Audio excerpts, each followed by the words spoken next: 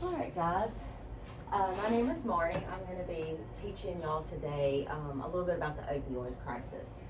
If you would, just introduce yourself and your title, please. I'm Leslie, and I'm CLPN, charge nurse for the night. Thank you. Ladrisha Jackson, CNA. Demetria Wright, RN. Katie Lambert, CNA. Stephanie Langford, unit coordinator. All right, thank y'all so much.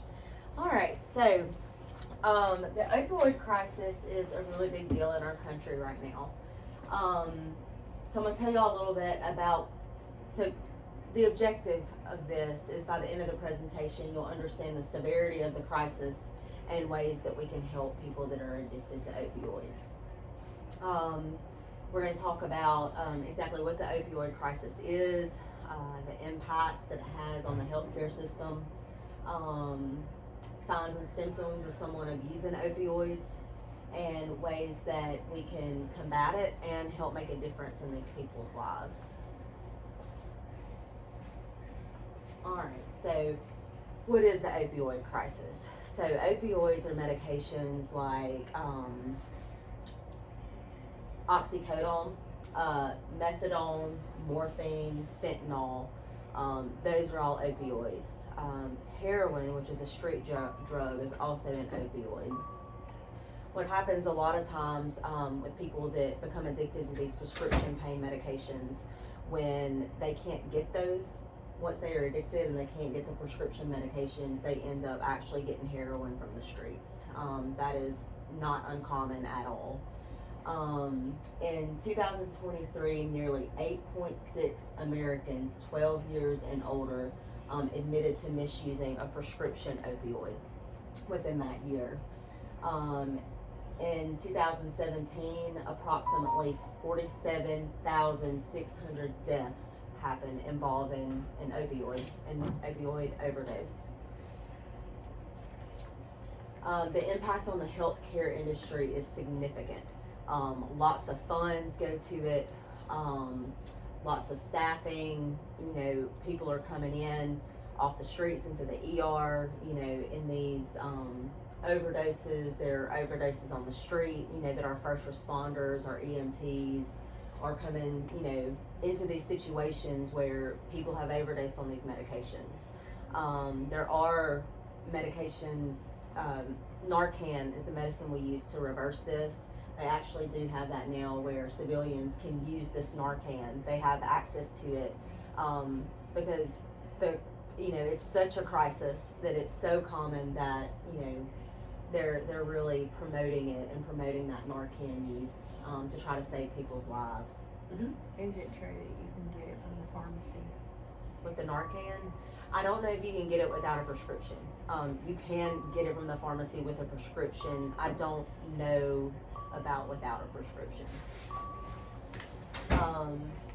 Another thing that's happening in the healthcare industry is the burnout of healthcare professionals. You have these ER nurses that are just seeing this over and over and over again, and burnout does happen. They're tired, they're overworked.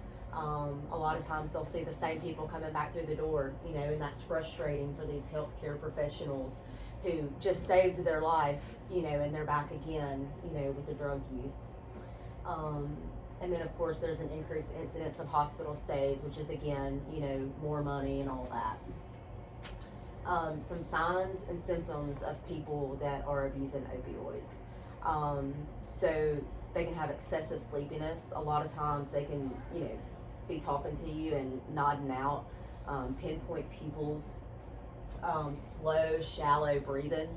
It does slow down respirations, so that's one thing you can look for. They can have like choking or gurgling sounds because they're passing out, and their saliva and they're choking on their own stuff. Have like a limp body, so they just kind of go slack, and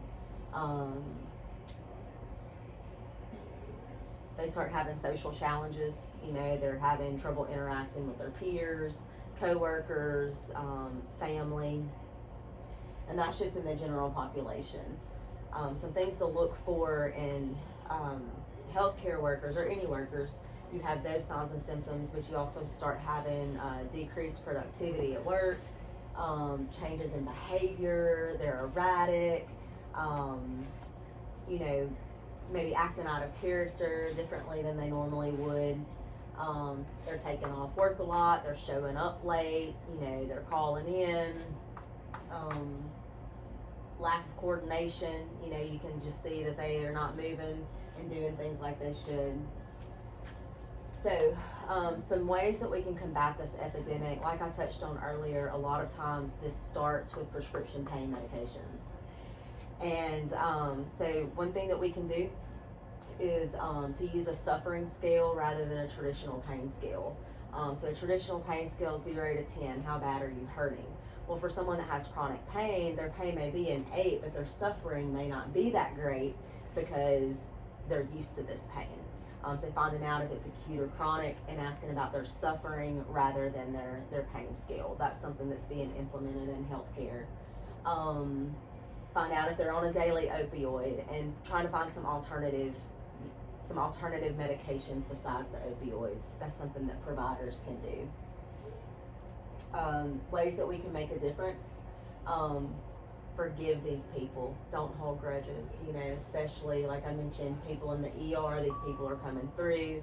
Try not to get exasperated with them. Recognize that it is addiction, it is a disease, you know, these people are suffering, and how can we continue to show up for them and continue to try to help them.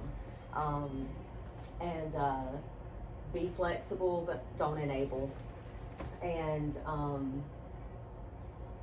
role model empathy, you know, continue to be kind to these people, even though we do get frustrated.